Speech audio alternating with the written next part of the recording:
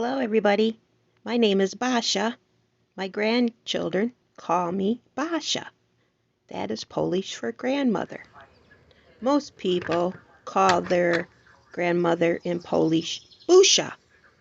But Busia means old woman. I am 57 years young. So for now, it's Babcia. Here I am with my update on my pergola turned into a greenhouse. As you can see, I first used the mosquito netting, and then I placed fencing around the outside of it, along with landscape timbers that helps control the mosquito netting from waving in the wind. So here is an update. I enter into the side of the greenhouse and I can sit in my rocker.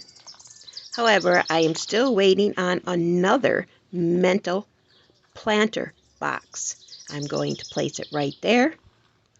And here's the side view of the pergola that turned into a greenhouse. The only thing I might add is a PVC clear tarp on the top because the leaves are falling on the mosquito netting. Here I take you along to one of my tree stumps. This used to be a mulberry tree, and I had the tree service cut down the tree to this length, and I turned them into besties. Each bestie has a birdhouse on top of it, and then at night they light up with the little deck light right there. Here is the sign, Besties Boulevard. That too lights up at night.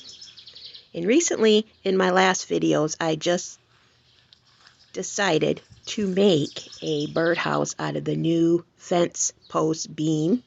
And there is a house rain that has already built a couple nests inside of the church birdhouse.